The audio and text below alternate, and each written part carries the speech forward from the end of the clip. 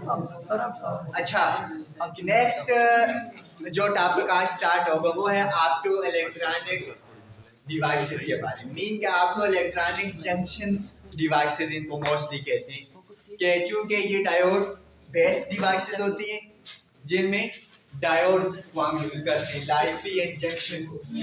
ठीक है, ये ऐसी डिवाइसेस होती हैं जिनमें पीएन जंक्शन यूज किया जाता है और with the help of light इनमें से आप करंट को फ्लो करवाते हैं और इनमें से जो करंट फ्लो करता है वो लाइट डिपेंडेंट होता है।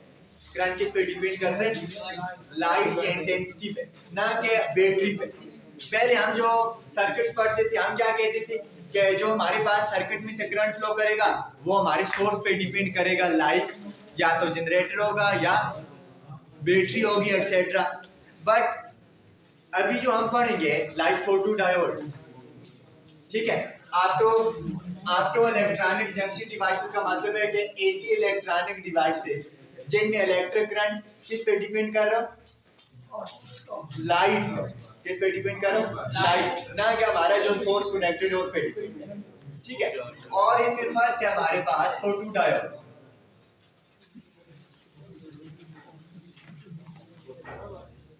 फोटो डायोड, अब फोटो डायोड तो हम ऑलरेडी पढ़ चुके हैं कि डायोड पीएन जंक्शन को हम कहते हैं। ठीक है, जिसमें पी और एन टाइप मटेरियल हम आपस में मिलाते हैं और उनके मिलाने से एक डिप्लीशन रीजन या बैरियर बनता है जो करंट को फॉरवर्ड वाइज में पास होने देते हैं और रिवर्स वाइज में मेजॉरिटी चार्ज की वजह से करंट को ब्लॉक करते हैं और माइनॉरिटी चार्ज की वजह से वो करंट को रिवर्स वाइज में भी पास होने देते हैं। ठीक है, माइनॉरिटी चार्ज। लेकिन वहां हमने सारी स्टडी की थी with help of external battery, कि बैटरी को कनेक्ट करेंगे तो उस बैटरी की वजह से करंट फ्लो करेगा वगैरह वगैरह।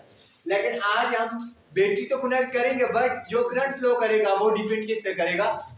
फोटो मीन फोटॉन्स पे, लाइट पे डिपेंड करेगा। ठीक है, तो फोटो डायोड फिर क्या हुआ? ऐसा पीएन जंक्शन जो photon mean light dependent current हमें दे। ठीक है, जिसमें करंट किस पे डिपेंड कर रहा हो? लाइट पे।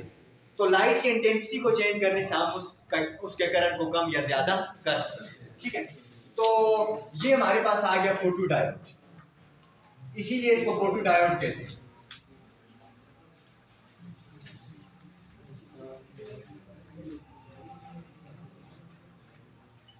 Whose current change with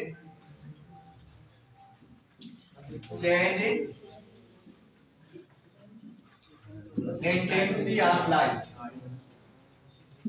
shortcut हम इसको क्या कहेंगे कि जिस ऐसा डायोड जिसमें करंट लाइट डिपेंडेंट, ठीक है, जिसमें current with help of light हम कम या ज्यादा कर सकते हैं। ठीक है, बैटरी से हम उसके करंट के साथ खेल ना सके, कम या ज्यादा ना कर सके, बट लाइट की मदद से करंट हम कम भी कर सके और ज्यादा भी कर सके। इसकी कंस्ट्रक्शन कैसी होगी फोटो डायोड की? सिंपल, हमने फोटो डायोड पढ़ा हुआ, हम कैसे कंस्ट्रक्ट करते हैं फोटो डायोड को? फोटो मीन सिर्फ इसमें लाइट एक्स्ट्रा आ जाएगी। डायोड तो वैसे ही होगा जैसे हमने पढ़ा हुआ है कि एक हमारे पास पी टाइप होगा रीजन, लेट्स सपोज ये हमारे पास कौन सा रीजन है? P type. और जब हम इसको मिलाएंगे एन टाइप से तो इसका एक और रीजन बन जाएगा बीच में, जिसको हम क्या कहते हैं?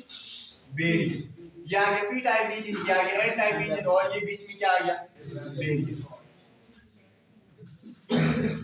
ये वाला रीजन आ गया बैरियर। अब यहाँ जो बैरियर वाला रीजन है इसमें क्या होता है? पॉजिटिव और नेगेटिव। इसमें सारे एटम्स होते हैं बट फ्री चार्ज कोई भी, सिंपल एटम होते लेकिन फ्री चार्ज, ना तो होल होते ना तो इलेक्ट्रॉन, फ्री इलेक्ट्रॉन नहीं होते। बट इलेक्ट्रॉन होते यहाँ चूंकि एटम है लेकिन वैलेंस इलेक्ट्रॉन, ठीक है, बाउंडेड इलेक्ट्रॉन होते, फ्री कोई नहीं होते। जो फ्री होते हैं वो फ्री इलेक्ट्रॉन यहाँ टाइप से इधर आते, होल से रिकंबाइन होते और न्यूट्रलाइज कर देते। और इस रीजन में क्या बनते हैं? यहाँ इस तरफ क्या बनते हैं? नेगेटिव लेयर ऑफ चार्ज और दूसरी साइड पे पॉजिटिव, सॉरी सारी तरफ पॉजिटिव होती है। पॉजिटिव इधर बनती है क्योंकि इलेक्ट्रॉन इधर से इधर आते हैं, इलेक्ट्रॉन इधर ज्यादा और इधर क्या बनेंगे? नेगेटिव, और इधर इलेक्ट्रॉन की डिफिशिएंसी हो रही हो तो पॉजिटिव, और यहाँ एक फील्ड एस्टेब्लिश हो जाते हैं पॉजिटिव टू नेगेटिव, ये इलेक्ट्रिक फील्ड एस्टेब्लिश हो जाता है यहाँ। क्लियर है यहाँ तक?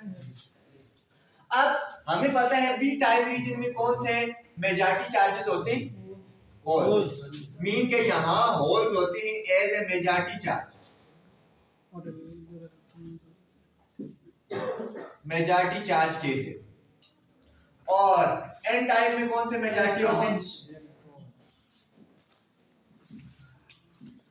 इलेक्ट्रॉन्स होते हैं मेजॉरिटी चार्ज के लिए।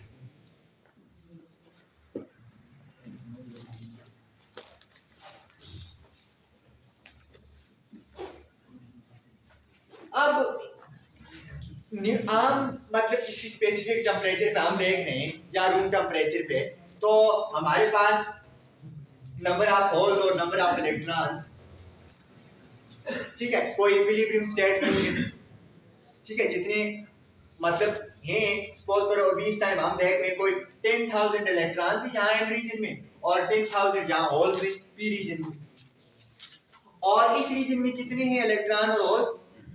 न्यूट्रल रीजन में जीरो, कोई भी नहीं। अब यहाँ माइनॉरिटी चार्जेस कौन से होंगे पी रीजन में? मतलब कम तादाद में थोड़े से चार्ज होंगे, कौन से? इलेक्ट्रॉन के थर्मल एनर्जी को मिली, कुछ इलेक्ट्रॉन यहाँ फ्री हो गए, बट तादाद में बहुत कम होंगे। तो पी रीजन में माइनॉरिटी चार्जेस कौन से होंगे? इलेक्ट्रॉन होंगे माइनॉरिटी चार्जेस। और यहाँ एन रीजन में माइनॉरिटी चार्जेस कौन से होंगे? होल्स। इसका मतलब है यहां कम तादाद में होल्स हैं और यहां कम तादाद में इलेक्ट्रॉन। अब अगर हम ये चाहते हैं कि हमने ये फोटो डायोड बनाना है जो सिर्फ लाइट डिपेंडेंट हो, जिसमें से करंट फ्लो करे, और वो करंट किस पे डिपेंड करे? लाइट पे, मतलब नंबर ऑफ फोटॉन्स पे, कि कितने फोटॉन इस पे फॉल कर रहे हैं, बैटरी पे ना करे वो उसका करंट डिपेंड। तो हम बैटरी को फिर कैसे कनेक्ट करें इसके साथ? फॉरवर्ड बायस में कनेक्ट करें या रिवर्स बायस में? फॉरवर्ड बायस में करेंगे तो फॉरवर्ड बायस में वो जंक्शन टूट जाएगा, तो बैटरी की वजह से फिर करंट फ्लो करेगा। Yes, reverse. हमें करंट इसमें से फ्लो करवाना है just due to photons, light की मदद से, बैटरी की मदद से नहीं करवाना। तो क्या करें? रिवर्स, बैटरी को रिवर्स बायस में हमने कनेक्ट करना है। कैसे कनेक्ट करना है? रिवर्स। अब हम इसके साथ एक बैटरी कनेक्ट करते हैं, but that battery must be connected in reverse such a way that diode will act as a reverse bias. That is to say, due to battery current through this diode will be zero due to majority charge के, ठीक है, and constant but very small due to minority charge के लिए। वो मैं आपको बताता हूँ कैसे, कि यहाँ में बैटरी कनेक्ट कर दें, तो अब अगर मैंने रिवर्स बायस में कनेक्ट करना है बैटरी को, तो एन टाइप से कौन से टर्मिनल बैटरी को कनेक्ट करूं? पॉजिटिव, और पी टाइप से नेगेटिव, और ये जंक्शन इंक्रीज होगा, ऐसा ही होगा ना? yes. इस जंक्शन की जो वेट है या हाइट है ये ज्यादा होगी, और मेजॉरिटी चार्ज इस जंक्शन में से पास नहीं होगी, और इस डायोड में रिवर्स बायस बैटरी लगाने की वजह से ये जंक्शन टूटेगा नहीं, ये बात याद रखें। विदाउट ब्रेकेज ऑफ जंक्शन हमने करंट फ्लो करवाना है, तो फिर विदाउट ब्रेकेज ऑफ जंक्शन अगर हमने किसी भी डायोड में से करंट फ्लो करवाना हो, तो वो करंट कौन सा होगा? मेजॉरिटी चार्ज कैरियर की वजह से या माइनॉरिटी चार्ज कैरियर की वजह से? लाजमी बात है, जंक्शन अगर ब्रेक नहीं हुआ तो मेजॉरिटी तो पॉसिबल ही नहीं है कि फ्लो कर सके, ठीक है, तो कौन से फ्लो करेंगे? बचती माइनॉरिटी चार्ज से। क्यों फ्लो करेंगे वो देखो, यहाँ इलेक्ट्रिक फील्ड एस्टैब्लिश है from positive to negative layer of charges. अगर रीजन को देखें n टू p रीजन की तरफ डायरेक्टेड है ना, yes. और जो हमारे पास इलेक्ट्रिक फोर्स लिखती है, इलेक्ट्रिक फोर्स क्या होती है? Charge into electric field. Electric force लिखती है इलेक्ट्रिक फील्ड की डायरेक्शन में कब? जब चार्ज क्या हो? पॉजिटिव। जब चार्ज क्या हो? पॉजिटिव। एंड इलेक्ट्रिक फोर्स लिखती है opposite to the direction of field, जब चार्ज क्या हो? नेगेटिव। बात समझ गए? नेगेटिव चार्ज पे फोर्स इलेक्ट्रिक फील्ड के ऑपोजिट लगेगी, और पॉजिटिव चार्ज पे फोर्स इलेक्ट्रिक फील्ड की डायरेक्शन में लगेगी। इट मींस अगर इलेक्ट्रिक फील्ड इधर है तो होल्स पे फोर्स लगेगी इस डायरेक्शन में from N region to P region, और इलेक्ट्रॉन पे फोर्स इसका ऑपोजिट लगेगी from P region to N region. Clear? अब पी रीजन में कौन से चार्जेस हैं? इलेक्ट्रॉन कौन से मेजॉरिटी में या माइनॉरिटी में? पी रीजन इलेक्ट्रॉन माइनॉरिटी और एन रीजन में होल्स माइनॉरिटी। ठीक है, मतलब पी में जो हमारे पास होल्स हैं ये मेजॉरिटी में, लाइक दिस। बट इसमें कहीं कहीं थर्मल एनर्जी की वजह से इलेक्ट्रॉन फ्री हुए और ये बहुत कम तक है, और इधर इलेक्ट्रॉन बहुत ज्यादा है लेकिन होल कहीं कहीं मौजूद हैं, बट इन स्मॉल पॉइंट। अब ये वाले जो होल्स इधर मौजूद हैं ये इधर फ्लो कर सकते हैं, क्यों? क्योंकि इन पे force in the direction of field लगेगी थ्रू द बैरियर, और इधर वाले जो ये इलेक्ट्रॉन्स हैं ये ऑपोजिट टू इलेक्ट्रिक फील्ड जा सकते हैं क्योंकि फोर्स इन पे ऑपोजिट टू इलेक्ट्रिक फील्ड लगेगी। It means minority charge through junction without breakage of junction flow कर सकते हैं। बात समझ रहे हैं ना? तो सबसे पहली बात क्या होगी कि जो हमारे पास फोटो डायोड है ये किस वे से एक्ट करेगा? Photo diode work in reverse bias condition, reverse bias state. ठीक है कि ये हमेशा वर्क करेगा रिवर्स बायस स्टेट, कि बैटरी को हमने इसके साथ कैसे कनेक्ट करने रिवर्स बायस। ये आपसे शार्ट क्वेश्चन पूछा जा सकता है कि फोटो डायोड को हम हमेशा रिवर्स बायस एक्ट क्यों करवाते हैं, लाइक वो रिवर्स बायस ही स्टेट में क्यों हम यूज करते हैं, फॉरवर्ड बायस में क्यों नहीं करते? क्योंकि अगर फॉरवर्ड बायस में हम उसको यूज करें तो फॉरवर्ड बायस में बैरियर ब्रेक हो जाएगा, तो बैटरी की वजह से फिर चार्जेस मूव करेंगे, करंट फिर किसकी वजह से मिलेगा? बैटरी की वजह से, और फिर वहां लाइट का कोई लेना देना नहीं होगा, लाइट का फिर इफेक्ट बहुत माइनस होगा।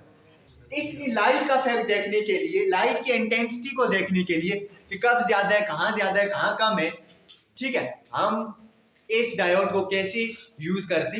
रिवर्स बायस स्टेट में, ठीक है, ताकि बैटरी की वजह से करंट कम या ज्यादा ना हो लेकिन लाइट की वजह से कम या ज्यादा हो। सपोज हम किसी बाहर लेके जाते हैं डायोड को तो करंट हमारा बढ़ रहा है तो हम कहेंगे यहाँ लाइट की इंटेंसिटी ज्यादा है, किसी और जगह लेके जाते हैं करंट उससे कम हो रहा है तो हम कहेंगे यहाँ लाइट की इंटेंसिटी कम है। बात समझ रहे? ताकि लाइट की इंटेंसिटी पे करंट डिपेंड करे, इसलिए हम इसको रिवर्स बायस स्टेट में यूज करते हैं।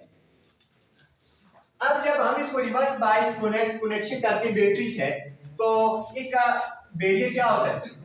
इंक्रीज, बैरियर ब्रेक नहीं होता, but in reverse bias state कौन से चार्ज मूव करते हैं? हाँ, only minority charges flows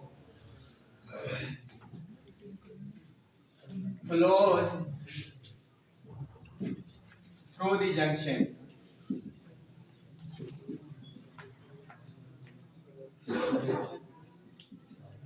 that contributes to the current, कि सिर्फ माइनॉरिटी चार्ज फ्लो करेंगे और वही करंट को कंट्रीब्यूट करेंगे, ड्यू टू विच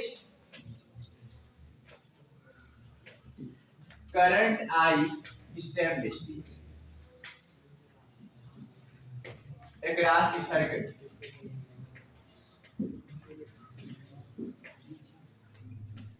ठीक है, सपोज करो कि ये हमने लोड लगा लिया यहाँ, जो ही हमने इसके साथ बैटरी कनेक्ट की, बैटरी के कनेक्शन की वजह से ये बैरियर और इंक्रीज हुआ और सिर्फ माइनॉरिटी चार्ज फ्लो कर रहे हैं और इसमें से करंट फ्लो करे इस लोड में से। अब बताओ करंट की डायरेक्शन किधर हो? करंट हमेशा किधर फ्लो करता है? Positive to negative. अब मुझे बताओ कि पॉजिटिव चार्जेस किधर मूव कर रहे हैं? यहाँ जंक्शन को देखकर बताओ, देखो इधर होल से इधर होल से माइनॉरिटी वो इधर मूव कर रहे हैं और इधर इलेक्ट्रॉन माइनॉरिटी वो इधर इलेक्ट्रॉन इधर मूव कर रहे हैं, होल इधर। तो करंट की कन्वेंशनल डायरेक्शनल क्या होती है? Positive to negative. जिधर पॉजिटिव चार्ज मूव करे, इलेक्ट्रॉन के ऑपोजिट। तो होल इधर आएंगे, इट मींस करंट इसमें से इस तरफ मूव करेगा। यस और इस लोड में से यूं जाएगा। क्लियर है? और यू करंट इस सर्किट में स्टैब्लिश हो जाएगा। Yes sir. तो लोड करंट किधर से किधर जाएगा? लेट्स सपोज ये ए है, ये बी है, from A to B. Current I जा रहा है, let's suppose 20 milli ampere. Current magnitude of current will be very small. ऐसा क्यों है? क्योंकि चार्ज की तादाद ही बहुत कम है ना। माइनॉरिटी चार्जेस की वजह से करंट जा रहा है, मेजॉरिटी की वजह से जा ही नहीं सकता, बैरियर उनको जाने ही नहीं देते।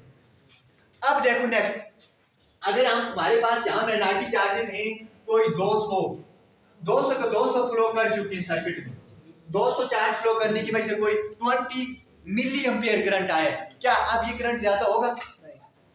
हाँ नहीं। क्यों नहीं होगा करंट ज्यादा? क्योंकि तादाद अब चार्जेस की ज्यादा नहीं हो रही। वही 20 एम्पियर करंट एस्टैब्लिश है। अगर मैं यहाँ इसको थोड़ा सा ग्राफिकली बताऊं आपको, तो करंट मेरे पास कैसा रहेगा कि माइनॉरिटी चार्जेस की वजह से जो करंट एस्टैब्लिश पहले इंक्रीज होगा। सपोज यहाँ 200 पहला कोई 10 फ्लो किए, फिर 20 30 40 करते करते 100, फिर 200, तो पहले करंट इंक्रीज हो रहा है और फिर करंट क्या हो गया? कांस्टेंट। क्यों? क्योंकि आप सारे के सारे चार्जेस फ्लो कर चुके हैं, अब नंबर ऑफ चार्ज इंक्रीज नहीं हो रहे, तो नंबर ऑफ चार्ज इंक्रीज नहीं होंगे तो करंट भी इंक्रीज नहीं होगा। ये आ गया सपोज करो आपके पास करंट, और ये करंट कितना आ रहा है आपके पास? 20। ये रिवर्स बायस है ना, तो करंट मीनिंग इस डायरेक्शन में बनाया आप समझ रहे, ये minus negative current, forward bias नहीं। लेट्स सपोज कि ये करंट कितना आया? 20 मिली एम्पियर। अब हम ये देखना चाहते हैं, इफेक्ट ऑफ लाइट देखना चाहते हैं, चूंकि ये फोटो डायोड है। अब हम क्या करेंगे, हम जहां इस डायोड को फिट करेंगे जिस भी जगह, इसके ऊपर हम एक ट्रांसपेरेंट विंडो रखेंगे। इसके ऊपर हम विंडो कौन सी रखेंगे? लेट्स सपोज ये कोई भी बॉक्स है जिसके अंदर ये फिट है, but just at the top of junction हम जो विंडो रखेंगे, ये विंडो क्या होगी? ट्रांसपेरेंट। बाकी तो ये बॉक्स ओपेक भी हो सकते हैं, ठीक है, but window must be transparent. ये विंडो ट्रांसपेरेंट क्यों होनी चाहिए? लाइट पास होनी चाहिए। हाँ, light pass. Transparent window, very good. के just above the junction of this photodiode there will be a window that must be transparent, so that light may pass through this window and fall on this junction। कि light इस window में से पास होके इस junction पे fall कर सके। ये विंडो रखी हुई है इसी कि यहां से लाइट पास होके इस जंक्शन पे फॉल कर सके। अब अगर लाइट इस जंक्शन पे फॉल करती है, तो लाइट का फॉल करने से जंक्शन पे क्या हो? अगला क्वेश्चन ये पैदा हो, जंक्शन जो हमारे पास बैरियर बना हुआ है, बैरियर में क्या मौजूद है वहां? हाँ, एटम्स, बट कोई होल और फ्री इलेक्ट्रॉन मौजूद नहीं है कि जो इलेक्ट्रिसिटी को कंडक्ट करे या करंट को ज्यादा करे, ठीक है ना। अगर मौजूद नहीं है तो लाइट जब आके यहाँ फॉल करेगी, सपोज करो कि हमारे पास बैरियर में ये एटम है और ये इसका आगे न्यूक्लियाई और ये इसके अराउंड इलेक्ट्रॉन है। अब ये एक फोटॉन आता है और इस इलेक्ट्रॉन से टकराते हैं। अब ये जो इलेक्ट्रॉन है ये वैलेंस इलेक्ट्रॉन है, अभी वैलेंसी पूरी कर रहे हैं। They don't have enough amount of energy to become free to came out from that orbit, ठीक है। अगर उनके पास enough amount of energy नहीं है तो वो वहां ही घूम रहे, लाइट के ऑर्बिट में चक्कर लगा रहे, वैलेंसी फुलफिल पूरी कर रहे। अब एक फोटॉन आया, फोटॉन ने अपनी एनर्जी इस इलेक्ट्रॉन को दी। अब जो एनर्जी रिक्वायर्ड थी इस इलेक्ट्रॉन को ऑर्बिट से बाहर आने के लिए, वो एनर्जी फोटॉन ने इसको दे दी, तो ये इलेक्ट्रॉन क्या करेगा? फौरन बाहर आ जाएगा। अब फोटॉन जो ही फॉल करेंगे इस बैरियर पे, तो फोटॉन्स के फॉल करने से उस बैरियर में जो वैलेंस इलेक्ट्रॉन है वो इलेक्ट्रॉन को उस एटम के ऑर्बिट से क्या करेंगे? आजाद, ठीक है। तो फोटॉन जनरेट करेंगे इलेक्ट्रॉन होल पेयर्स। इलेक्ट्रॉन और होल्स वहां बनेंगे लाइट के फाल करने से। अब सपोज करो पहले सिर्फ 200 चार्ज थी, 200 की वजह से 20 मिली एम्पियर करंट फ्लो करा। अब हमने लाइट फाल करवाई, लाइट ने इस जंक्शन में कोई 100 इलेक्ट्रॉन प्लस 100 होल्स और जनरेट कर दिए, तो करंट बढ़ेगा या नहीं बढ़ेगा? बढ़ेगा बढ़ेगा। लेकिन इससे पहले भी एक बात आती है ना कि फोटॉन आके यहाँ हिट करता और फोटॉन इलेक्ट्रॉन को बाहर निकाला और यहाँ क्या बना? होल। फोटॉन तो क्या खत्म हो गया? कि फोटॉन भी है? नहीं है, खत्म। अब सिर्फ इलेक्ट्रॉन और होल है ना, लेकिन ये होल दोबारा क्या चाहते हैं कि इलेक्ट्रॉन यहाँ आ जाए। इलेक्ट्रॉन को होल दोबारा खींचेगा और इलेक्ट्रॉन क्या दोबारा रिकम्बाइन हो जाएगा? नहीं होगा। कौन सी ऐसी चीज है जो इलेक्ट्रॉन को दोबारा रिकम्बाइन नहीं होने देगी?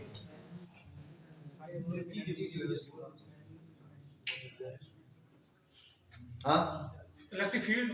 Good, electric field. Electric field is responsible. क्यों? इलेक्ट्रिक फील्ड ने क्या आगे बनाई है? इलेक्ट्रिक फोर्स जो होल पे ऑपोजिट लग रही है टू दी इलेक्ट्रॉन। अब देखो यहां सपोज करो ये होल और इलेक्ट्रॉन बन गए, अब इलेक्ट्रॉन पे फोर्स किधर लगेगी? इस टाइप पे। यहाँ होल और इलेक्ट्रॉन बने, अब इलेक्ट्रॉन होल के साथ रिकम्बाइन होना चाहता है, बट ये फोर्स इलेक्ट्रॉन को खींच लेती है और ये फोर्स इलेक्ट्रॉन को होल के साथ कंबाइन नहीं होने देगी, जिसकी वजह से ये इलेक्ट्रॉन इधर मूव करेगा और होल इधर जा सकते हैं। ठीक है, और इनकी मूवमेंट की वजह से करंट इंक्रीज होगा। पहले करंट कितना था? Fixed 20 milli ampere. अब जब इलेक्ट्रॉन और holes in the presence of light increase हो रहे हैं, तो फ्री चार्जेस की तादाद बढ़ रही है और करंट क्या होगा? इंक्रीज। ठीक है, और रिकम्बिनेशन नहीं होगी इन दोनों की। क्यों? क्योंकि इलेक्ट्रिक फोर्स रिकम्बाइन होनी नहीं दे। बात समझ गए ना? अब यहां भी क्या लिखूं? When light is fall on junction, then photons are absorbed by electrons of an atom। कि फोटॉन जाके किसके साथ स्ट्राइक करेंगे? इलेक्ट्रॉन्स के साथ, और इलेक्ट्रॉन्स उन फोटॉन्स को एब्जॉर्ब करेंगे और उनकी एनर्जी क्या होगी? Increase and become free. और वो एनर्जी को एब्जॉर्ब करेंगे, उनकी एनर्जी ज्यादा होगी और फ्री हो जाएंगे, उस ऑर्बिट से बाहर चले जाएंगे। ठीक है, और जब इलेक्ट्रॉन फ्री होंगे तो किस चीज को पीछे छोड़ेंगे? Leaving behind holes. Due to electric force, these electrons and holes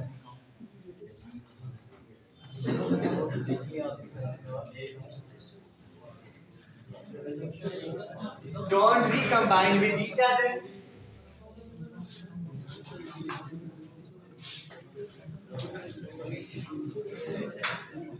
And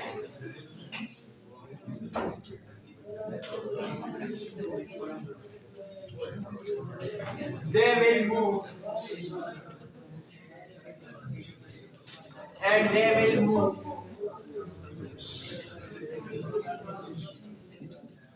through the circuit to increase the current।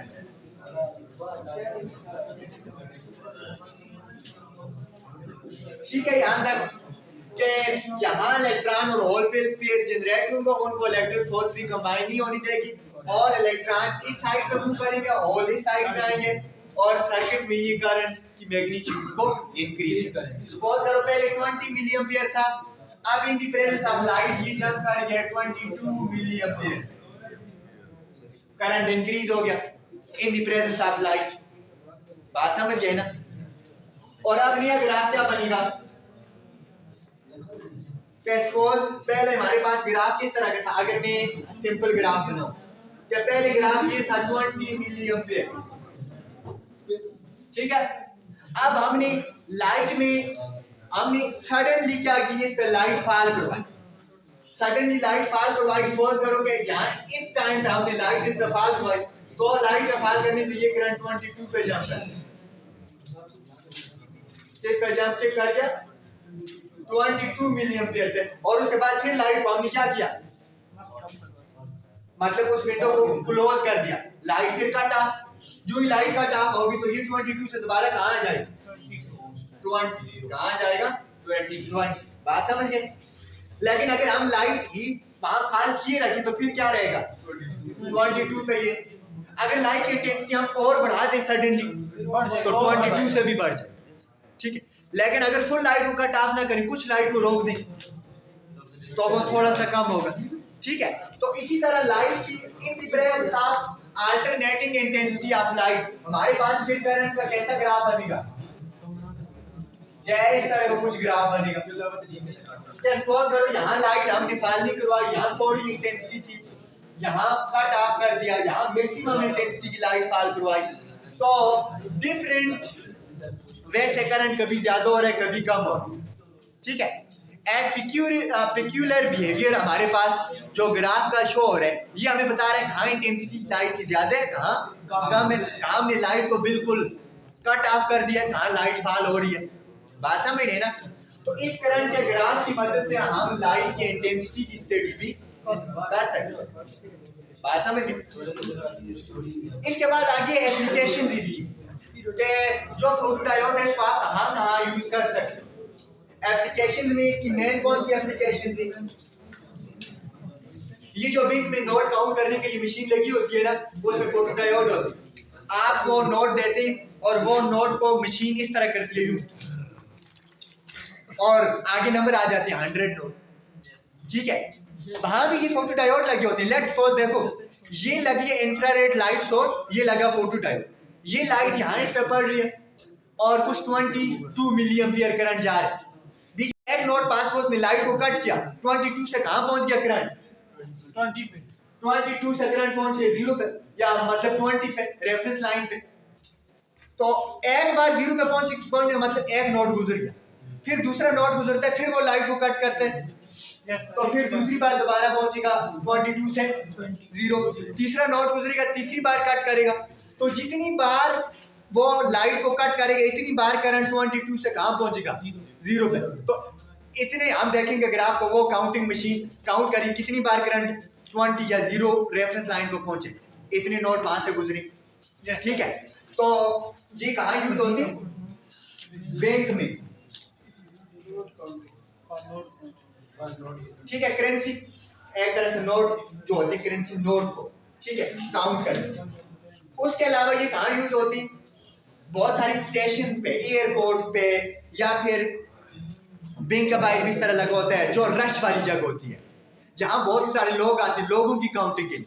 तो वो एक गेट लगा होता है, गेट में ये लाइट सोर्स और फोटोडायोड लगा होता है, बीच में से जितने बंदे गुजर रहे हैं इतनी बार वो लाइट कट होगी, तो काउंटर इतने बंदे को काउंट कर लेते हैं। आज यहाँ से 1200 बंदे गुजरे, सिक्योरिटी सिस्टम में यूज होता है। 1200 गए वापस अगर 1100 गए तो एक बंदा किधर खाए, बात समझ रहे ना। तो इसी तरह ये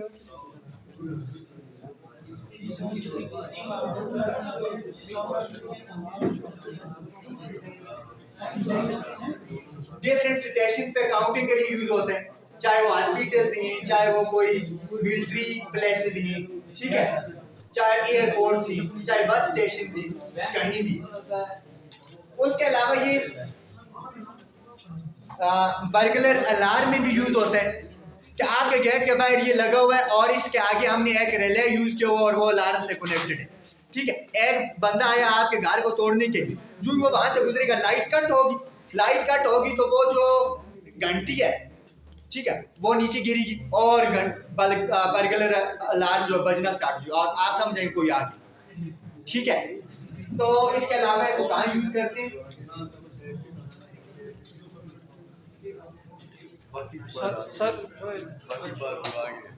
बर्गलर अलार्म वगैरह में भी यूज करते हैं, ठीक है। इस तरह और भी बहुत सारी एप्लीकेशन थी, बट हम नेक्स्ट इस पे फिर बात करेंगे इंशाल्लाह।